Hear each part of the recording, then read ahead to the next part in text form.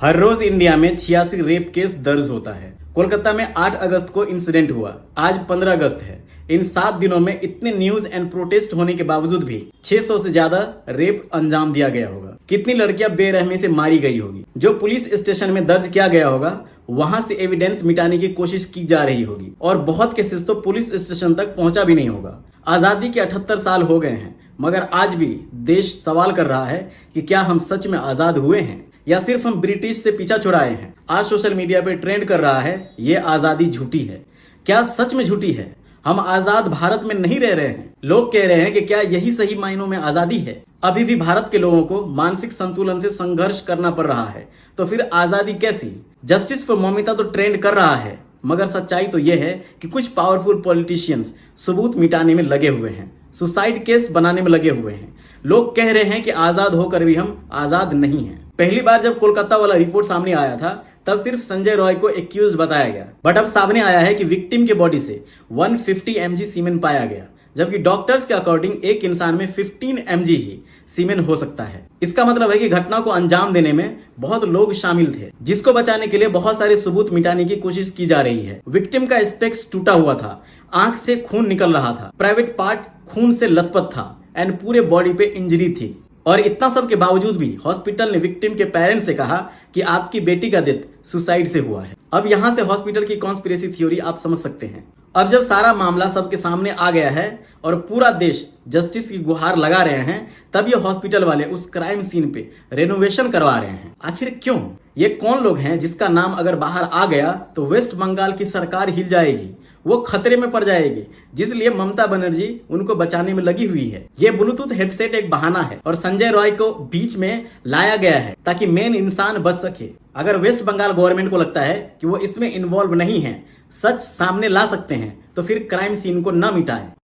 हम लोग यहाँ के डॉक्टर हैं, हम लोग बहुत बुरी तरीके से फंसे हुए हैं। यहाँ का कोई भी जो नॉर्मल पुलिस है वो कंट्रोल नहीं कर पा रहा है। ये लोग हजारों के संख्या में मॉब आया है, जो यहाँ का जो भी इन्वेस्टिगेशन की जगह पे सैंपल होना चाहिए उसको टैंपर करने के लिए ये लोग आए हैं, पूरा तोड़ दिए हैं। हॉस्पिटल वाले की साथ देने की कोशिश ना करें और जो भी कल्प्रिट हो उसे ऐसी सजा दे कि पूरा देश याद रखे।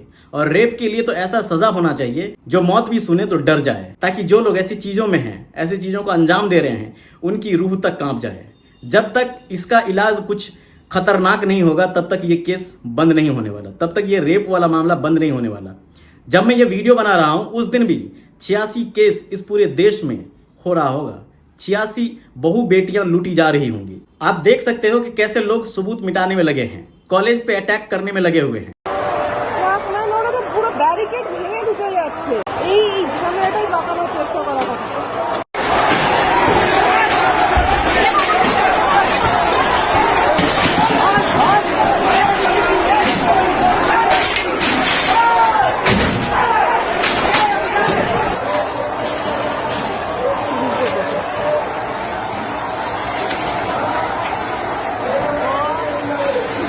इससे एक बात जाहिर होता है कि यह मामला सिर्फ एक रेप का ही नहीं है, बल्कि कुछ बहुत बड़ा फिशी है। बहुत बड़ी चीज छुपाने की कोशिश की जा रही है। आप देखो इस केस को कैसे घुमाया जा रहा है।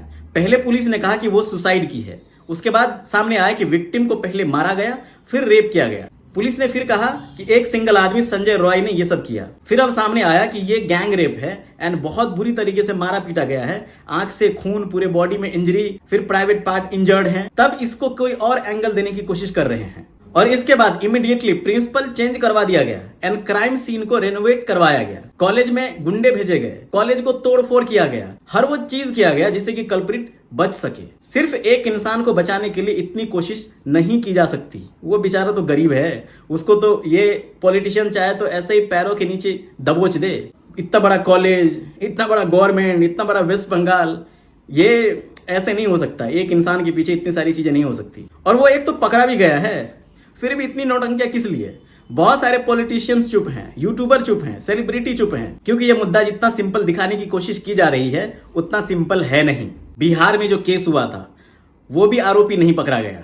अभी बहुत सारे हथरस वाला आपको पता ही होगा, मतलब जो भी रेप केस होता है जिसमें खास करके पॉलिटिशियन घुस जाते हैं उसका कुछ नहीं होता, एविडेंस मिटा दिया जाता है। ये निर्भया 2 हो गया और हम इंडिपेंडेंस डे क्या मनाएंगे, लोग बोल रहे हैं कि ये ब्लैक डे है। आप लोगों का क्या पॉइंट ऑफ व्यू है, प्लीज कमेंट। बट ये रूह कांप जाने वाली इंसिडेंट है, ऐसी घटना देश में नहीं होनी चाहिए। देश का नाम शर्मसार हो रहा है।